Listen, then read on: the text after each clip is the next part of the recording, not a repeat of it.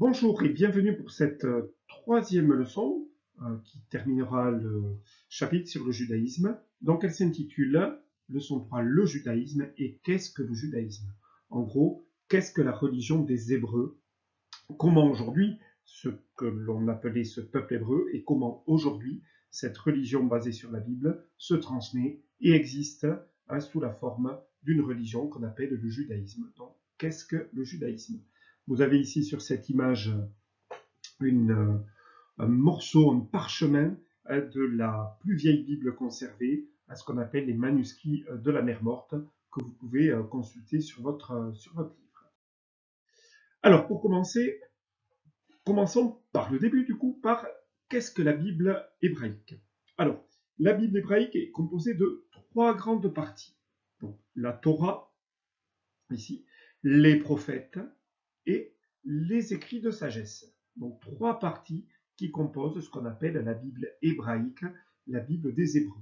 Donc, comme nous l'avons vu, ce livre est rédigé à partir du 8e siècle, au moment où les Hébreux sont menacés et dispersés. Rappelez-vous de la leçon 1, ils sont envahis, réduits en esclavage, ils se dispersent, et c'est à ce moment-là, 8e siècle avant Jésus-Christ, qu'ils vont raconter leurs croyances et les mettre par écrit pour pouvoir les conserver.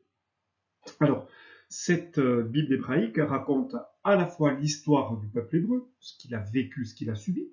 On peut le voir ici, création du monde, Dieu avec Abraham, le départ d'Égypte et la conduite de Moïse, les 10 commandements, tout ce qu'on avait vu dans les leçons précédentes, mais aussi la Bible hébraïque raconte, plutôt instaure les grandes règles religieuses et morales que les Hébreux devront respecter, c'est-à-dire les grandes bases religieuses. Donc en fait, la Bible hébraïque est à la fois un livre d'histoire qui raconte l'histoire du peuple hébreu, le départ d'Égypte, etc., mais un livre aussi de croyance qui fixe les grandes règles de la religion. Et parmi ces trois grandes parties, vous avez une partie essentielle et vraiment de base pour les Juifs, c'est ce qu'on appelle la Torah, c'est-à-dire les 5 premiers livres de la Bible, divisés en 3 temps, la Genèse, l'Exode et ce qu'on appelle le Lévitique. C'est vraiment la Torah qui est la base de la Bible hébraïque. Donc, si on regarde, vous avez ici ce qu'on appelle les rouleaux de la Torah dans les synagogues. On verra ce que c'est-à-dire les lieux où les Hébreux, les Juifs pratiquent leur culte. Vous avez des rouleaux de la Torah qui sont dépliés et qui sont lus à chaque cérémonie religieuse, à chaque office religieux. D'accord? Donc, reprenons aussi. Nous avons ici, et vous pouvez le voir, page 117, document 3 de votre livre, au 8e siècle avant Jésus-Christ, même bien avant, vous avez les Hébreux qui commencent à utiliser des lieux qu'on appelle les temples pour pratiquer leur religion. Ici, vous avez ce qu'on appelle le temple du roi Salomon, le temple de Salomon, puisqu'il a été construit par un roi du Xe siècle qui s'appelle Salomon. Et on retrouve dans ce temple-là ce qu'on appelle les tables de la loi, ou l'arche d'alliance, c'est-à-dire conserver de manière symbolique les 10 commandements qui auraient été remis par Yahvé à Moïse. Ces 10 commandements sont conservés dans l'arche de l'Alliance. Vous avez aussi des objets très symboliques, notamment ce qu'on appelle la menorah, que vous avez ici. Donc cette menorah, c'est un chandelier à 7 branches qui représente symboliquement les 7 jours par lesquels Yahvé a créé le monde. Donc c'est un objet symbolique de la croyance juive que l'on peut voir ici. Dieu a créé le monde en 7 jours et les 7 chandeliers, les 7 branches du chandelier représentent ça. Vous avez aussi un autel pour les holocaustes, ce qu'on appelle un autel pour les sacrifices, puisque pour rendre hommage à Yahvé, les sacrifices étaient aussi faits, des grands sacrifices d'animaux, notamment de bœufs, ou alors surtout d'agneaux, étaient faits sur cet autel. D'accord? Donc, ce temple de Salomon, construit au Xe siècle, est le lieu où les Hébreux, les Juifs, se retrouvent pour pratiquer leur religion, pratiquer leur culte. Alors, on va pouvoir noter dans la trace écrite ces éléments-là, très importants. Donc le judaïsme est la religion des Hébreux. Pour leurs croyances, ils s'appuient sur la première partie de la Bible, l'Ancien Testament ou Bible hébraïque, et plus particulièrement la Torah, c'est-à-dire les 5 premiers livres. Donc cette partie raconte à la fois l'histoire du peuple hébreu, fuite d'Égypte, etc., mais aussi donne les grandes règles religieuses et morales du judaïsme. Et un exemple, le temple de Jérusalem, construit par Salomon aux environs du Xe siècle, est le lieu où les Hébreux, qui vont devenir les Juifs, pratiquent leur culte, c'est-à-dire leur croyance. Donc si on continue, on va voir que le peuple juif pratique, célèbre ces grands moments de l'histoire des Hébreux dans diverses fêtes. Donc vous avez les grandes fêtes juives, Rosh Hashanah, Yom Kippour, Sukkot, Hanouka, Pesha, Shavuot, qui sont des grandes fêtes religieuses juives, et certaines qui sont un petit peu plus importantes que les autres. C'est notamment la fête du Yom Kippour que vous avez ici. C'est le peuple qui me demande pardon pour toutes les fautes. Et à ce moment-là, on chasse un bouc. En gros, l'histoire qui est célébrée, c'est Moïse quand il est sur le mont Sinaï. Il ne revient pas. Son peuple désespère et construit un autre dieu, si vous voulez, que Yahvé. Il construit un veau d'or, une autre idole. Et ce jour-là, il est par exemple interdit de boire et de manger, de travailler, de se laver. Yom Kippour est vraiment le temps important pour la croyance juive.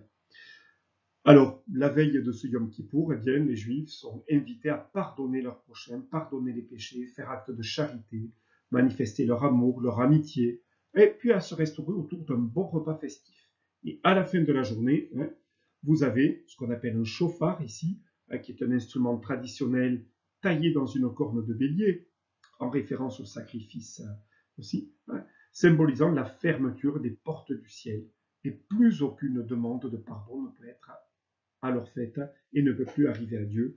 C'est une fête, le Yom Kippour, très importante pour les Juifs. Vous en avez une autre aussi, c'est la fête de Pâques, la Pesha, la Pâque juive, qui rappelle la sortie d'Égypte sous la conduite de Moïse par les Hébreux. Vous vous rappelez, la traversée de la mer Rouge. Eh bien, les Juifs, à Pâques, célèbrent cette sortie d'Égypte en sacrifiant notamment un agneau qui est ici. Vous avez encore la fête de Hanouka, où on peut reconnaître ici, vous voyez, le chandelier à 7 branches. Alors, cette fête rappelle une victoire des Hébreux contre les Grecs. Et à ce moment-là, on allume le chandelier à 7 branches. D'accord? Donc, des grandes fêtes marquent et célèbrent les grands épisodes de l'histoire du peuple hébreu. Vous avez cette liste, retenez en particulier Yom Kippour et la Pesha, qui sont les deux plus importants. Donc, on va pouvoir noter ceci en trace écrite. Donc, aujourd'hui, les Juifs célèbrent les épisodes de la Bible lors de différentes fêtes, comme par exemple Pesha, qui rappelle la sortie d'Égypte des Hébreux avec Moïse, ou Yom Kippour, grand pardon des fautes. Aussi, les Juifs consacrent une journée de la semaine à Dieu, c'est le samedi qu'on appelle le Shabbat, où tout travail ce jour-là est interdit. Ça existe encore. Si vous allez dans des quartiers juifs, notamment à Paris, vous allez voir que toutes les boutiques dans ces quartiers juifs sont fermées à partir du vendredi soir et tout le samedi où on se consacre à la célébration de Yahvé et de Dieu. Alors, si on continue notre petite histoire, nous sommes en 70 avant Jésus-Christ, et qu'est-ce qui se passe là si on regarde ce qu'on appelle ce bas-relief sculpté dans la roche? Eh bien, on remarque que des hommes ici sont en train de prendre le symbole juif, la menorah. Qu'est-ce qui se passe? En 70 avant Jésus-Christ, des soldats romains, que l'on voit représentés ici, qui n'acceptent pas le judaïsme, cette religion monothéiste, puisque rappelez-vous, les Romains sont polythéistes, ils n'acceptent pas dans leur territoire, puisque la Palestine est un territoire romain, n'acceptent pas que l'on croie en un seul Dieu, alors qu'eux sont polythéistes. Et ils vont détruire le temple de Jérusalem, le temple de Salomon, et piller tout ce qui s'y trouve, et notamment les grands symboles du judaïsme, notamment la menorah. Donc à partir de ce moment-là, c'est un moment extrêmement important, puisque les Juifs ne vont plus avoir de lieu pour pratiquer leur culte, et ils vont, à partir de ce moment, devoir se disperser partout. Ils n'ont plus de lieu à Jérusalem pour pouvoir prier. Et on va voir ce qu'on appelle la diaspora juive, ces juifs qui vont aller s'installer en Égypte, en Asie mineure, en Grèce, en Italie, en Gaule, notamment à Lyon. Il va y avoir un rassemblement, un regroupement de la communauté juive en Espagne, en Afrique du Nord. Vous avez cette dispersion des juifs un petit peu partout en Méditerranée, puisqu'ils n'ont plus de temple à Jérusalem pour prier, se regrouper. Ils vont s'installer ailleurs, juste après la destruction de leur temple. Et ce qui va se passer, ils vont devoir du coup construire d'autres lieux de culte. Ils ne vont pas construire des temples, ils vont construire d'autres lieux de culte qu'on va appeler des synagogues. Et on va en retrouver de ces synagogues dans les grands lieux où les Juifs sont très présents. Vous pouvez en voir au nord de l'Italie, ici. Vous pouvez en voir en Afrique du Nord, dans l'actuelle Libye. Vous pouvez en voir dans tout le bassin ici, au large de l'Asie mineure, de l'actuelle Turquie, en Grèce aussi, en Espagne. Donc des synagogues, des lieux de culte vont devenir le lieu où les Juifs, dans ces différents endroits, vont se retrouver. Donc, on va pouvoir noter ceci. En 70 après Jésus-Christ, les Romains pillent et détruisent le temple de Jérusalem. Les Juifs fuient, c'est ce qu'on appelle la diaspora. On l'a vu sur la carte. Ils s'installent en Espagne, en Égypte, en Gaule, en Grèce. Et là, ils vont créer des nouveaux lieux de culte pour prier, qu'on va appeler des synagogues. Il va falloir des personnes pour organiser ces cultes, organiser ces cérémonies, et vont apparaître, vont être créés des nouveaux directeurs du culte, directeurs de la croyance, qu'on va appeler les rabbins. Donc, deux grandes définitions à noter: synagogue, lieu de culte des Juifs, et rabbins, chefs religieux d'une communauté juive. C'est eux qui vont organiser dans les différentes synagogues la prière et la croyance. Donc aujourd'hui, que reste-t-il de ce temple de Jérusalem? Eh bien, si vous allez à Jérusalem, il ne reste que ce mur ici du temple. Il n'a pas été totalement détruit. Et c'est ce qu'on appelle le mur des lamentations.